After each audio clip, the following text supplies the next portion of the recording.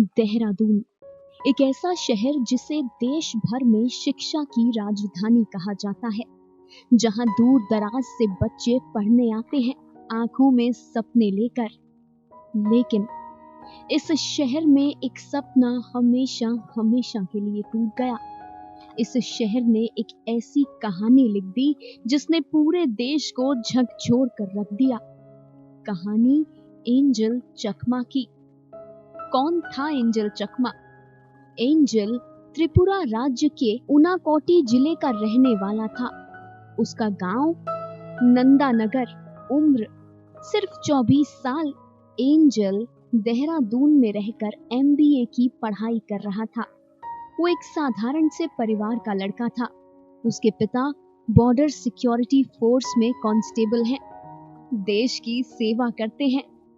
लेकिन देश की सुरक्षा करने वाले पिता के ही बेटे को उसी के देश के लोगों ने इतना पीटा कि उसकी जान चली गई। मीडिया रिपोर्ट्स के मुताबिक 9 दिसंबर की रात एंजल अपने छोटे भाई माइकल के साथ देहरादून के सेलाकुई इलाके में बाहर गया था। दोनों भाई अपने घर से शॉपिंग करने निकले थे।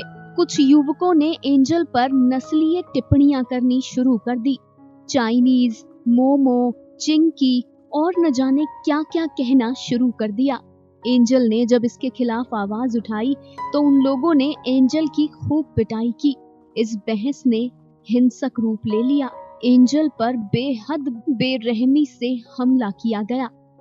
करीब 2 हफ्ते एंजल ने मौत से लड़ाई लड़ी, लेकिन एंजल को बचाया न जा सका। उनके सर पर गंभीर चोटें आई थी।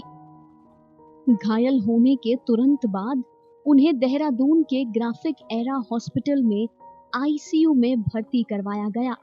ये एक प्राइवेट हॉस्पिटल था। 17 से 18 दिनों तक एंजल ने जिंदगी से जंग लड़ी। डॉक्टरों के मुताबिक एंजल की चोटें बेहद गंभीर थी। उन्हें सिर और पीठ पर गहरे घाव लगे थे। उनकी रीढ़ की हड्डी में चोट थी। उनके मस्तिष्क पर मारपीट का गंभीर प्रभाव पड़ा था। एंजल का दाहिना हिस्सा पूरे तरीके से सुन्न पड़ गया था। उनके शरीर पर खरोंचें थी और बहुत सी अंदरूनी चोटें। हाल कुछ ऐसा हो गया था कि रूह कांप उठे। 9 दिसंबर 2025 की शाम को हुआ ये हमला एंजल की जिंदगी की वो काली शाम बन गया जिसने उनसे उनकी जान ही छीन ली। गत 26 दिसंबर 2025 को सुबह लगभग 4 बजे एंजल ने इस दुनिया को अलविदा कह दिया। एंजल के साथ जो कुछ भी हुआ वो किसी नॉर्थ ईस्ट इंडियन के साथ पहली बार नहीं हुआ है।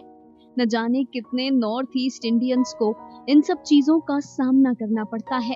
अपने शहर से निकले दूसरे शहर पहुंचे नॉर्थ ईस्ट के स्टूडेंट्स को अक्सर इस तरीके के रेसिस्ट कमेंट सुनने को मिलते ही हैं।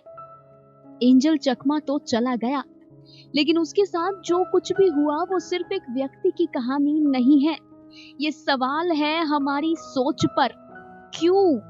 क्यों आज भी नॉर्थ ईस्ट से आने वाले बच्चों को अलग, बाहरी, चाइनीज, चिंकी ये सब कह दिया जाता है?